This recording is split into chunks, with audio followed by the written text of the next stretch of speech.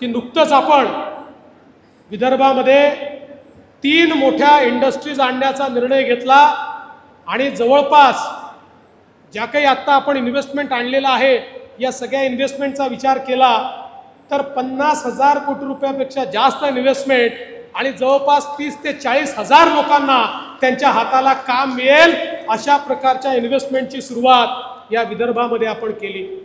आणि म्हणून मी तुम्हाला एवढीच विनंती करण्याकरता आलो आहे, जरा आत्मविश्वासाने मैदानात उतरा। आपला प्रॉब्लेम काय झाला माहिती आहे, 2014 नंतर आपल्याला फक्त जिंकायची सवय लागली, त्यामुळे एखाद्या निवडणुकीत हारल्यानंतर आपले लोक निराश होऊन जातात। आणि मी काल बावनकुळे साहेब नागपूरच्याही बैठकीमध्ये बोललो, आपल्याकडे काय काही लोकांची गाडी स्पीडने जायला तयारीत असते आणि काही लोक असे आहेत, काही कार्यकर्ते असे आहेत आपल्या नागपूरच्या भाषेत ते सकाळपासून संध्याकाळपर्यंत बोहारी फैलवतात। सकाळी उठलं, अबे तू कायले करते, तुले काय भेटल, ते बावनकुळे फडणवीसलेच तर मंत्रीपद भेटते, तू कायले एवढी मरमर करते। जे सकाळपासून संध्याकाळपर्यंत बोहारी फैलवते म्हणजे ज्याची गाडी स्पीडनं चालली आहे त्याच्या गाडीत एक स्पोक टाकून देते आणि त्याच्या पेट्रोलमध्ये थोडं सालं शक्कर टाकूनच देते।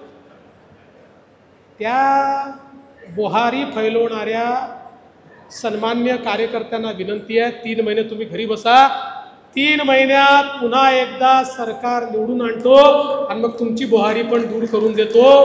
पण किमान जे कार्यकर्ते ताकदीनं मैदानात उतरून काम करतायत त्यांच्यामध्ये निराशा पसरवू नका।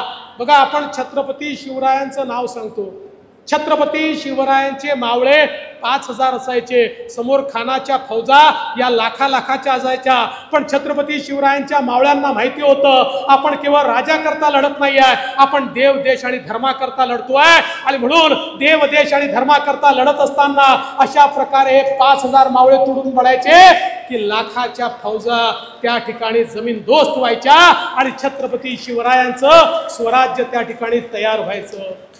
आपली लढाई ही कोणाला मुख्यमंत्री मंत्री करण्याकरता नाही आहे, आपली लढाई रयतेचं राज्य आणण्याकरता आहे, प्रत्येक व्यक्तीच्या जीवनामध्ये सकारात्मक परिवर्तन करण्याकरता आहे, प्रत्येकाचं जीवन बदलण्याकरता ही लढाई आपण या ठिकाणी लढतो आहे। आणि आपल्यावर ही जबाबदारी आहे बंधू भगिनींनो, आपल्याला मैदानात उतरावंच लागेल। आणि मी तुम्हाला विश्वास देतो, तुम्ही ताकदीनं जर मैदानात उतरलात या नागपूर जिल्ह्याच्या 6 जागा महायुतीच्याच निवडून येतील हा विश्वास व्यक्त करतो।